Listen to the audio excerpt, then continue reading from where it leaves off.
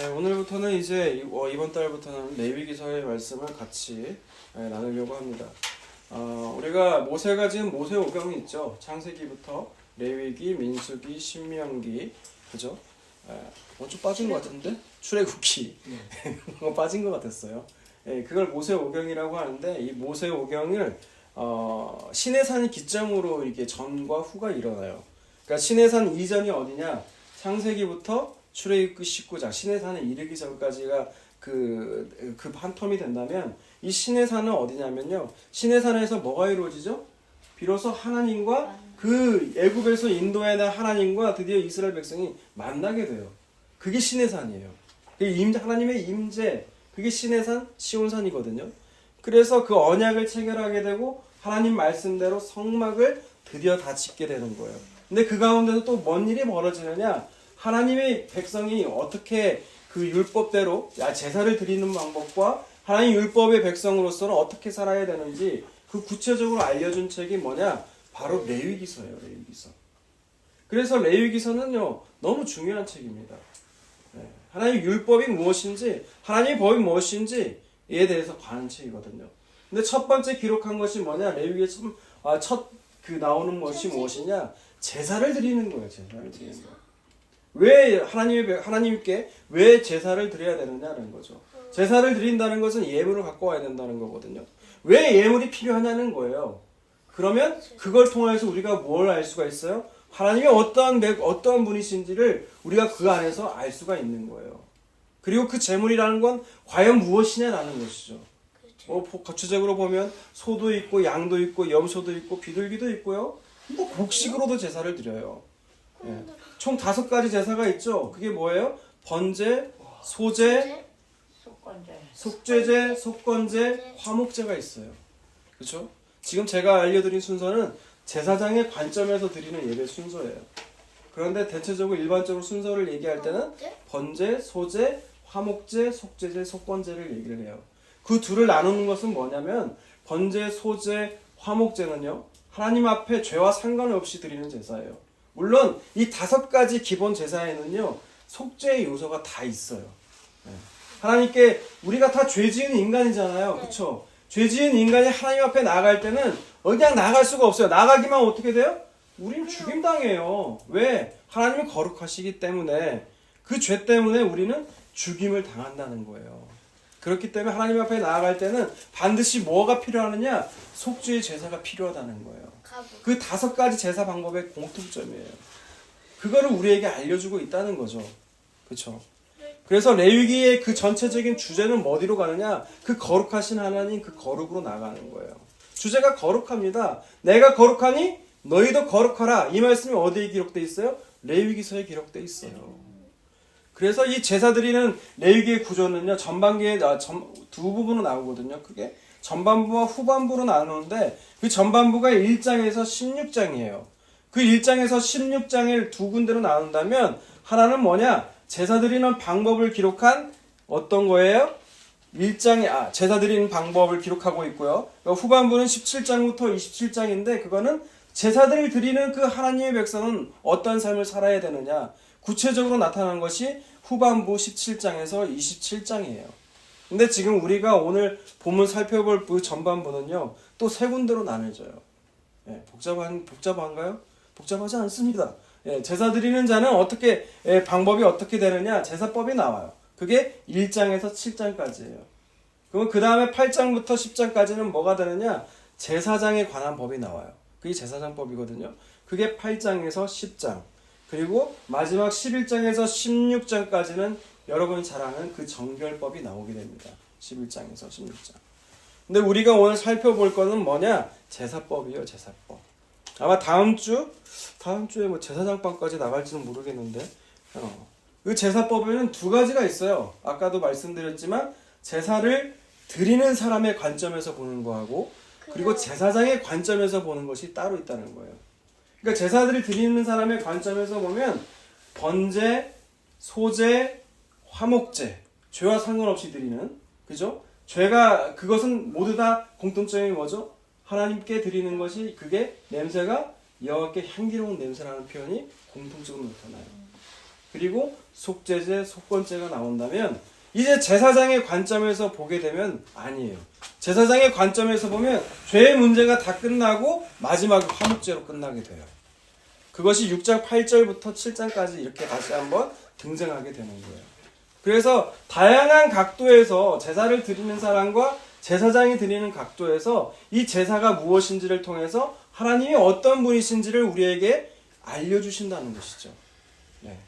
그런데 첫 번째 등장한 건 제사를 드리는 사람이나 제사장이나 똑같이 드리는 이 첫 번째로 등장하는 건 항상 뭐예요?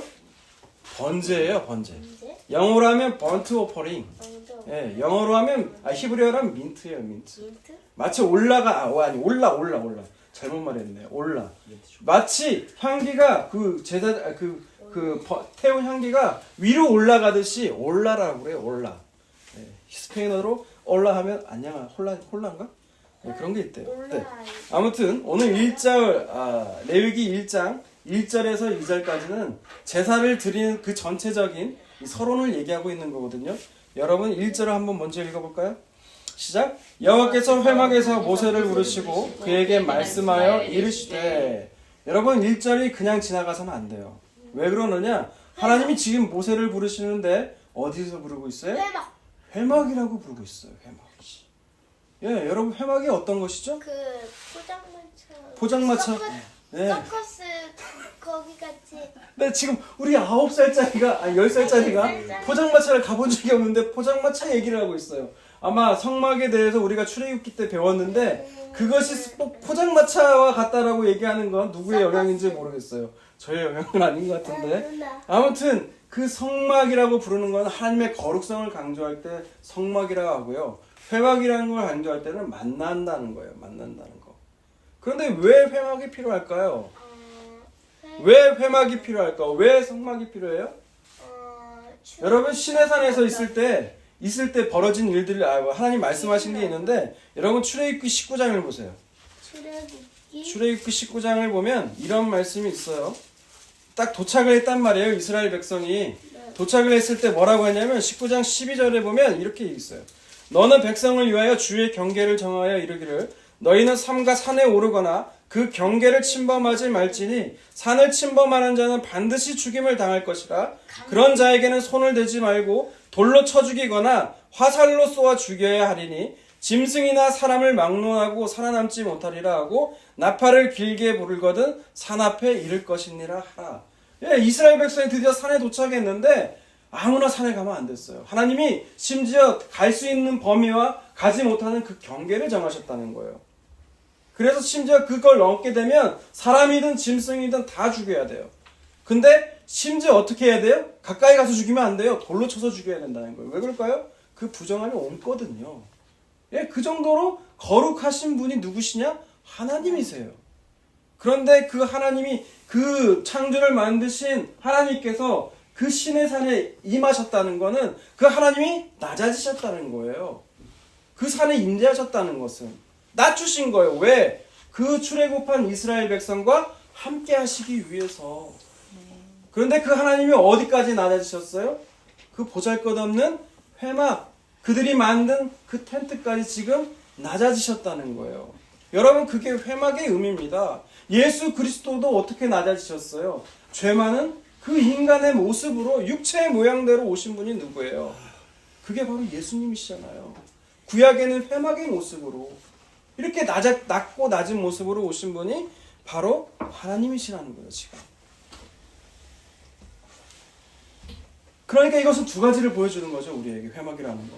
하나님은 거룩하신 분이다. 죄가 있다면 반드시 그 죄를 없이 하시는 분이시라는 거예요.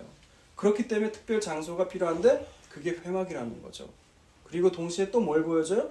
그만큼 하나님이 우리에게 찾아오시기 위해서 우리와 함께 하시기 위해서 낮아지셨다는 거예요.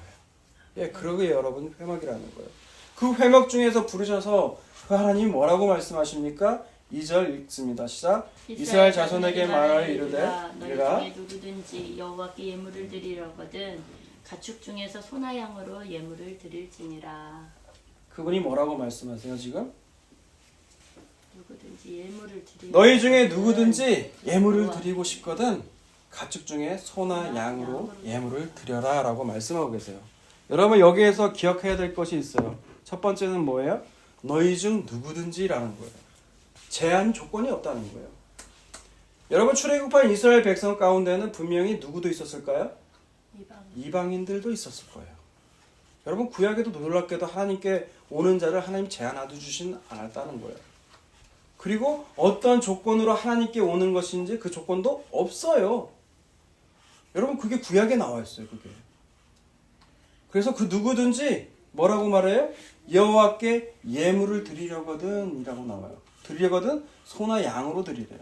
근데 사실 양이라는 그 단어가 번역이 조금 그 제한적으로 번역되어 있는데 양뿐만이 아니에요. 제사법을 보면 비둘기 새끼도 있고요. 곡식도 있고 얼마든지 있어요. 그렇기 때문에 중요한 건 뭐예요? 포인트는 예물을 드린다는 거예요. 여러분 왜 하나님께 나오고 싶은 자는 왜 예물을 드리라고 할까요? 왜 예물을 드려야 될까요? 왜 예물을 드려야 될까요? 하나님 앞에 그냥 나오면 되는 거 아닌가요? 여러분 결론적으로 얘기한다면 지금은 하나님 앞에 나올 때 우리가 뭘 들고 나와요? 없어요. 우리는 빈손 들고 나오는 거예요. 제가 그 유명한 설교 빈손 설교한 적 있잖아요. 빈손. 우리가 이제 주님 앞에 나올 땐 빈손을 들고 나오는 거예요. 왜? 예수님께서 모든 걸 다 이루셨기 때문에. 그런데 이 구약의 백성들은 아직 예수님이 등장하기 전이잖아요. 근데 그러려면 뭘 들고 나와야 돼요? 예물을 들고 나와야 된다는 거예요. 근데 왜 들고 나와야 되는지를 이제 번제를 시작하면서 얘기를 하고 있어요. 3절과 4절을 한번 볼까요? 3절과 4절 읽습니다. 시작. 그 예물이 소의 번제이면 흠없는 수컷으로 회막문에서 여호와 앞에 기쁘게 받으시도록 드릴지니라. 그는 번제물의 머리에 안수할지니 그를 위하여 기쁘게 받으심이 되어 그를 위하여 속죄가 될 것이라. 아멘. 여기서 예물이 여러 가지가 나오는데 지금 3절부터 9절까지는 소인 경우예요. 소.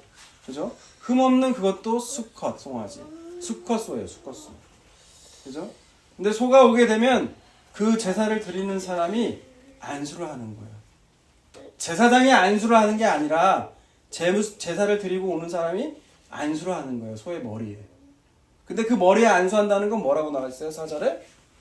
그를 위하여 기쁘게 받으심이 그것을 위하여 그 제사를 드리는 위해서 용서받는 속죄가 된다는 거예요. 그러니까 뭐예요? 제사를 드리는 사람이 소의 머리에 안수하는 순간 자신의 그 죄가 그 소에게 전가된다는 거예요. 네. 그래서 예물을 드린다는 것은 뭐예요? 자기가 용서함을 받으러 간다는 거예요. 왜 그럼 거꾸로 예물이 필요하냐? 자기가 용서가 필요하다면, 자기가 속죄가 필요하다면 예물이 반드시 필요하다는 거예요. 죄는 그냥 없어지지 않는다는 거예요. 죄는 반드시 대가를 치러야 된다는 거예요. 그게 지금 구약의 율법에 나와 있는 번제예요. 첫 번째 왜 번제가 나와요? 죄는 반드시 대가가 치러져야 된다는 거예요. 그게 지금 소의 머리에 안수하는 장면으로 이어져 있다는 거죠. 그래야 어떻게 돼요? 그들의 그 거룩하신 하나님이 그들과 함께 살 수가 있는 거예요. 죄의 문제가 반드시 해결되어져야만 한다는 거예요. 지금은 어떻게 해결됐어요? 그 예수 그리스도께서 그 흠없는 어린 양께서 오셔서 자기를 들여서 우리로 하여금 하나님과 인간 사이에 나와 있는 그 죄의 담벽을 허무셨다는 거예요. 여러분 이게 진짜 놀라운 거예요. 놀라운 거. 여러분 로또 맞아가지고 당첨돼서 놀라운 게 아니고 40평대 아파트로 가서 나 산다는 게 놀라운 게 아니고 남자친구가 생겨가지고 놀라운 게 아니고 예수 그리스도께서 자신이 흠없는 그 어린 양께서 우리를 위해서 대속해서 죽으셨다는 게 여러분 놀라운 거예요. 심지어 우리는 그것조차 요구한 적이 없어요. 요구한 적이 없는데도 그분이 우리가 그리스도를 알지 못할 때 이미 그리스도께서 우리를 위해서 죽으셨다는 거예요. 자, 그 다음에 우리가 번제의 요소들을 한번 보자고요. 계속해서 이제 5절부터 봅시다. 여기서 그는 여호와 앞에서 그 숫송아지를 잡을 것이요 했어요. 잡는다는 건 죽인다는 거죠. 이때 그가 누구예요? 제사장이에요? 제사를 드리러 온 사람이에요? 제사 드리러 온 사람. 네, 제사를 드리러 온 사람이에요. 그 송아지를 잡는 거예요. 그 숫소를 잡는 거예요, 여러분. 여러분 짐승 잡아본 적 있어요? 아니요. 없으시죠? 저는 그 진귀한 경험을 군대에서 겪어봤어요. 군대에서 저는 선언하지만 돼지 잡는 걸 봤어요. 바로 그 옆자리에서 그 70대 할아버지가 그 짐승 잡는데요. 얼마나 끔찍한지 몰라요. 식칼, 무딘 칼 있죠. 식칼도 갖고 와가지고 돼지 멱을 따기 시작하는데요. 칼이 쑥 들어가면서부터 이렇게 긋는데 그 광경이 진짜 소름 끼쳐요. 진짜 소름 끼쳐요. 다시는 그거 잡는 거 보고 싶지가 않더라고요. 그 동물의 울음소리. 여러분, 짐승이 그냥 우리 양이 있잖아요. 여기 성경에도 보면 양 도살장에 끌려가는 양이 잠잠히 끌려간다고 나와 있잖아요. 그 양의 모습은 모르지만 털을 깎을 때 양을 깎는 모습을 저 아는 동생 목장하는 동생이 있거든요. 그 가는데요. 양이 가만히 있지는 않더라고요. 이게 발버둥을 치더라고요, 막. 이렇게. 그런데 자기 목을 그으러 오는데 동물도 알거든요. 특히 소는요, 여러분 눈 보세요. 그 눈 보면요, 죽을 때는 안 돼요. 그 눈에 글썽글썽 눈물이 맺힌대요, 죽기 싫어서. 근데 그 소가 여러분, 그 자기 죄 때문에 죽는다고 생각을 해봐요. 여러분, 그 모습 보면 죄 짓고 싶은 마음이 있을까요, 없을까요? 그 순간은 없을 거예요. 근데 인간의 마음이 강자해서 그 순간이 없어지면 또 어때요? 또 짐승 데리고 또 오는 거예요. 또 오는 거예요.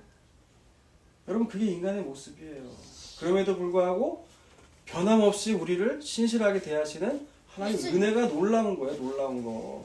제가 하나님이었으면 진작에 인간 한 마리도 남겨두지 않았어요. 다 죽였어요. 그러는데도 불구하고 품으시는 그 예수님 사랑이 대단하다는 거예요. 그러면 이제 제사장들은 무슨 일을 할까요? 그 피를 가져다가 회막무와 제단의 사방에 뿌리는 거예요. 피를 뿌리는 거예요. 또 6절에 보면 6절에 또 그가 나오죠. 그가 번제물에 가죽을 벗기고 각을 뜬다는 거, 살을 뜬다는 거예요. 가죽을 벗기고. 그 역할은 또 누가 해요? 제사장. 제사장이 하는 게 아니에요.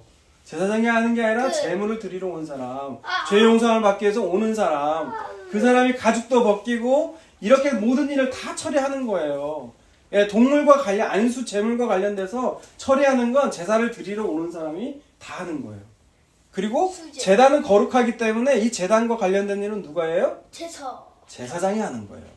그래서 7장에 보면 아론의 자손들이 제단 위에 불을 붙이고 나무 땔감 있죠? 네. 나무의 땔감도 다 각자 알맞게 배열해 놓고 그 머리와 그 다 아까 본뜬 것을 위에다 놓고 이 나무에다 벌려 놓고 이제 어떻게 불로 태우는 거예요. 9절에 보면 내장과 정강이 이 아까 그 제물로 잡은 거 있잖아요. 네. 이거 물로 씻는 역할은 또 누가 해요? 그래서 그 사람. 그렇죠. 제사를 드리러 온 사람이 하는 거예요. 예, 그 사람이 그런 걸 하는 거예요. 그리고 이제 제단이면서 번제를 드리는 거죠. 태우는 거예요. 불로 태운다고 해서 화제예요. 근데 그 냄새가 어떻다고요? 여호와께 향기로운 냄새가 된다는 거예요. 모두 다 아낌없이 다 태운다는 거예요.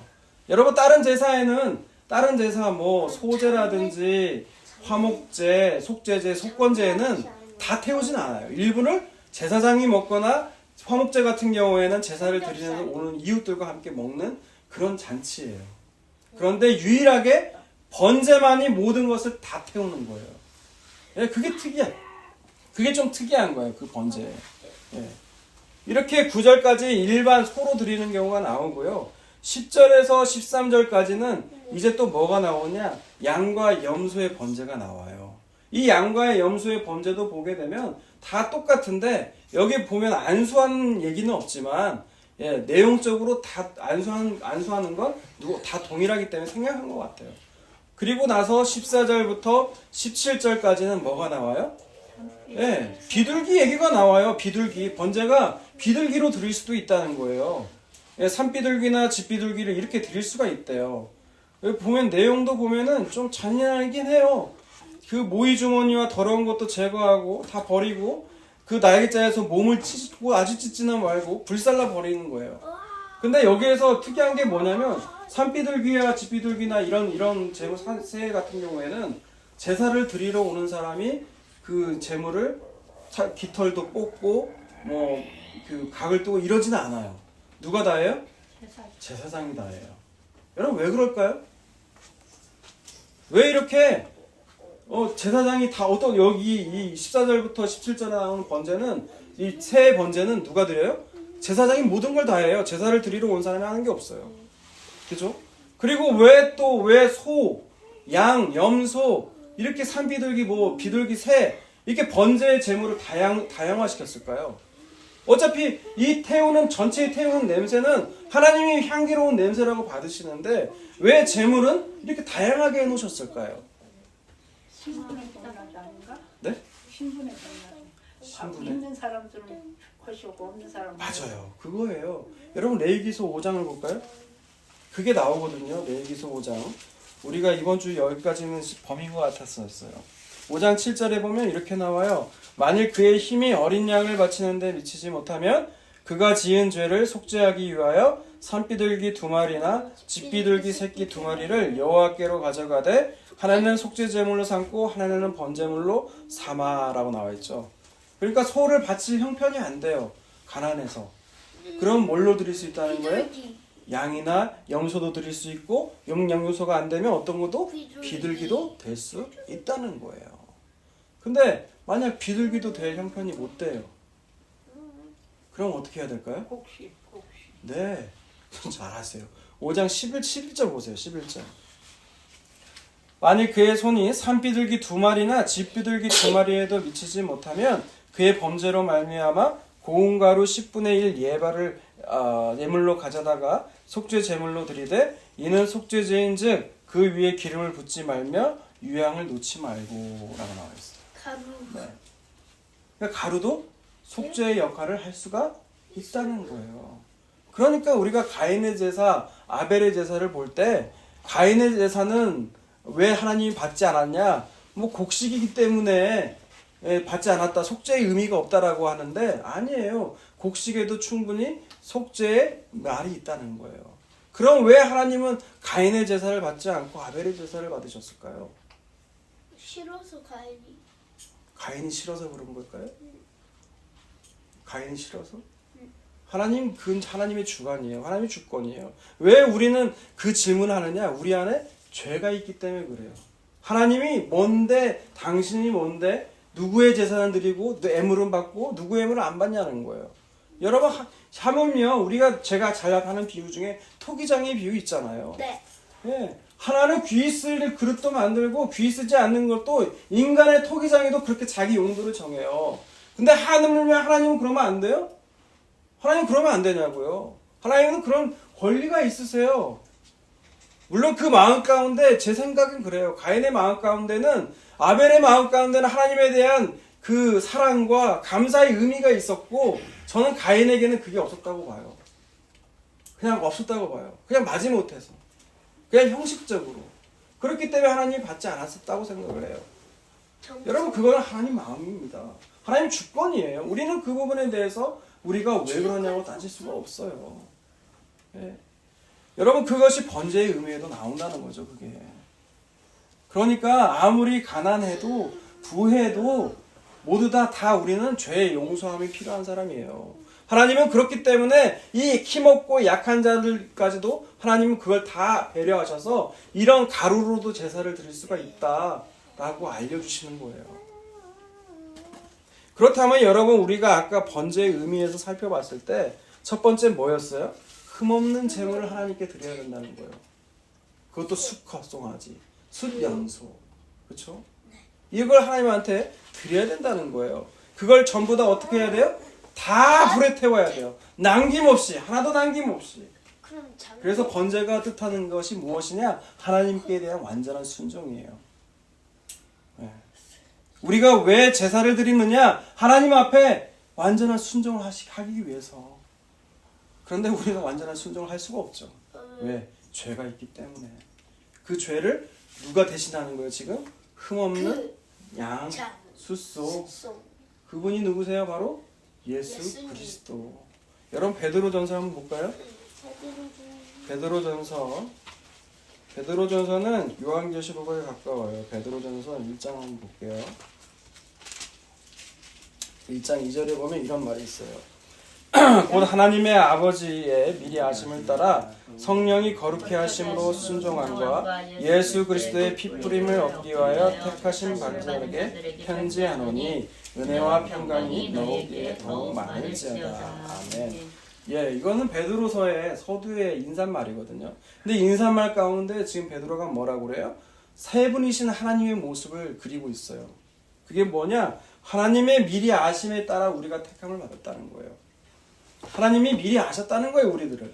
미리 여러분 이 자리에 앉아있는 우리들을 하나님이 미리 아시고 택하셨다는 거예요. 근데 택하심의 모습이 어떻게 나와요? 성령이 거룩해 하심으로 순종케 하신다는 거예요. 근데 그 순종케 하셔서 나온 결과가 뭐냐? 바로 예수 그리스도의 핏뿌림을 얻기 위하여라는 거예요. 그 핏뿌림을 얻은 아까 그 번제에서 나온 그 동물의 그 피를 어디다 뿌려요? 제단에다 뿌리잖아요. 그 핏뿌림을 받은 그분이 누구예요? 그 예수의 핏뿌림을 얻기 위해서 너희를 택하시고 성령께서 그걸 아시기 위해서 그 말씀대로 따르게 하셨다는 거예요. 그것이 우리라는 거예요, 여러분. 그리고요, 18절로 넘어갈게요. 18절에 넘어가면 이렇게 나와요. 와, 베드로전서 1장 내에서 18절을 보세요. 18절. 너희가 알거니와 너희 조상이 물려준 헛된 행실에서 대속함을 받은 것은 은이나 금같이 없어질 것으로 된 것이 아니요 오직 흠없고 점없는 어린 양 같은 그리스도의 보배로운 피로 된 것이니라. 아멘. 네. 하나님께 우리가 그 조상이 물려준 헛된 행실이 뭐예요? 그 율법이라는 거거든요. 율법은 너희가 율법대로 말씀대로 살 수 없는 존재라는 거, 너희가 죄를 지을 수밖에 없는 존재라는 걸 알기 위해 주셨는데, 여러분 그 율법을 베드로 사도는 뭐라고 해석한다고요? 그것도 다 헛된 행실이라는 거예요. 내가 율법대로 살아가려 한다는 게. 그러면 그 헛된 행실 용서를 받는 것은 무엇이라고 나와 있어요? 그거는 은이나 금같이 없어질 것으로 된 것이 아니라는 거예요. 우리는 은이나 금은 영원하다고 생각하잖아요. 금이 가치가 있는 건 영원하다는 거잖아요. 근데 그것조차 영원하지 않다는 거예요. 베드로 사도가 볼 때. 그럼 오직 영원한 건 뭐예요? 흠없는. 오직 흠없고 점없는 그 어린 양, 번제물로 바쳐지는 아까 레위기에서 나오는 그 어린 양, 네, 그 어린 양, 그 그리스도의 보배로운 피로 우리가 대속함, 죄의 용서함을 받았다는 거예요, 여러분. 여러분 그것이 복음이에요. 네. 예수 그리스도의 그 어린 양의 피로 우리가 용서를 받았다는 거예요. 그 구약에서 오늘 번제에서는 그 제물에 바쳐진 그 숫소, 염소, 비둘기 다 해당되는 거예요. 여러분 그것이 다 예수 그리스도를 예표하는 것들이라는 거예요. 예, 그런 것들로 하나님께서 우리를 용서하셨다는 거죠. 그 다음 두 번째는 뭐예요? 포인트가 그 속죄 용서가 제물을 드리러 온 사람이 안수했다는 거예요. 안수했다는 건 뭐예요? 자기 죄가 그 사람에게 넘어간다는 거죠. 여러분 그게 신약에도 나와요. 많이 나와요. 예수님이 병 고치는 자의 장면에서도 많이 나오죠. 나병 환자를 고치실 때 마태복음 8장에 보면 예수님께서 안수하시자 어떻게 돼요? 그 병이 나아가요. 왜 났을까요? 그 사람의 그 범죄한 그 나병이 예수에게로 들어와요. 그리고 대신 그 사람은 뭘 얻어요? 치유함을 얻어요. 여러분 심지어 예수님이 안수하지도 않았는데 나온 사람이 있어요. 그건 한번 찾아볼까요? 누굴까요, 그 사람이? 네, 여러분은 아니에요. 누굴까요? 12의 혈루증 앓는 여인. 마가복음을 한번 볼까요? 마가복음 5장. 그 여인을 한번 찾아볼게요. 마가복음 5장을 보세요. 마가복음 5장 25절부터 한번 보겠습니다. 마가복음 5장 25절부터. 12회를 혈루증으로 알아온 한 여자가 있어 많은 의사에게 많은 괴로움을 받았고 가진 것도 다 허비하였으되 아무 효용도 없고 더 중하여 죽던 차에 예수의 소문을 듣고 무리 가운데 끼어 뒤로 와서 그의 옷에 손을 대니 이는 내가 그의 옷에만 손을 대어도 구원함을 받으리라 생각함이니라. 이에 그의 혈루의 근원 곧 마름에 병이 나은 줄을 몸에 깨달으니라. 예수께서 그 능력이 자기에게서 나간 줄을 스스로 아시고 무리 가운데서 돌이켜 말씀하시되 누가 내 옷에 손을 대었느냐 하시니 제자들이 여짜오되 무리가 에워싸 미는 것을 보시며 누가 내게 손을 대었느냐 물으시나이까 하되 예수께서 이 일 행한 여자를 보려고 둘러보시니 여자가 자기에게 이루어진지를 알고 두려워하며 떨며 와서 그 앞에 모든 사실을 여쭈니 예수께서 이르시되 딸아 내 믿음이 너를 구원하였으니 평안히 가라 내 병에서 놓여 건강할지어다. 아멘. 예, 심지어 예수님께서 손을 대시지 않았는데도 그 여자 마음 가운데 믿음이 생기니까 어때요? 그냥 넣었어.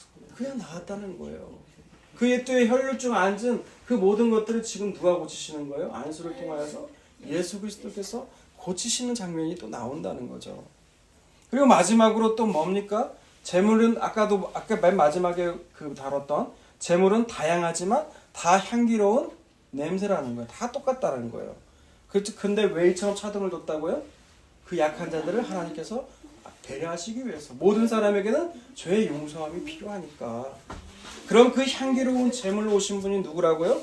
예수 그리스도. 그것을 신약에서 한번 볼게요. 에베소서 5장을 봅시다. 에베소서 5장을 봅시다. 5장. 갈라디아서 봤네 또. 5장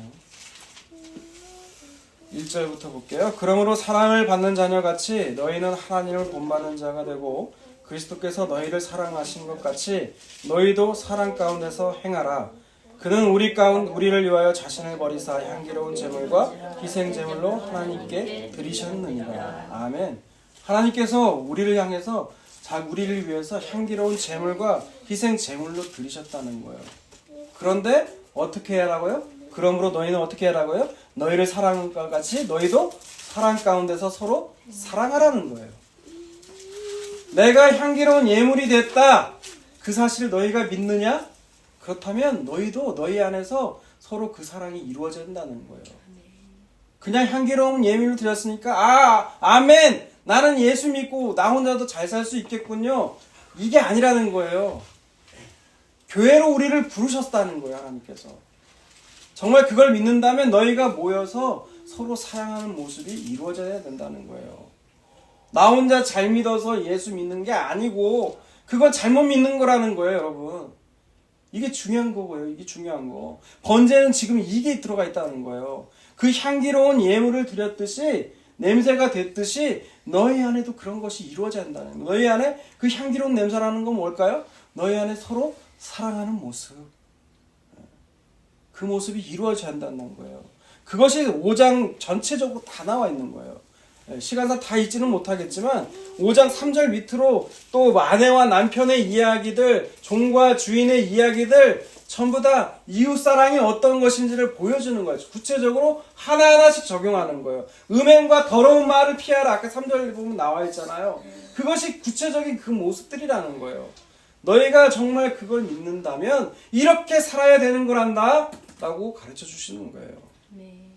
오늘 말씀 가운데 완전한 그 향기로운 제물이 되신 그 예수 그리스도, 흠없는 제물로 자기를 온몸을 불사르신 그 예수 그리스도, 그 모습을 안다면 우리는 어떻게 해야 된다고요? 서로 사랑하는 것이 마땅하다는 거예요. 그렇게 되어가는 우리 교회의 모습이 되기를 주님의 이름으로 축원합니다. 아멘.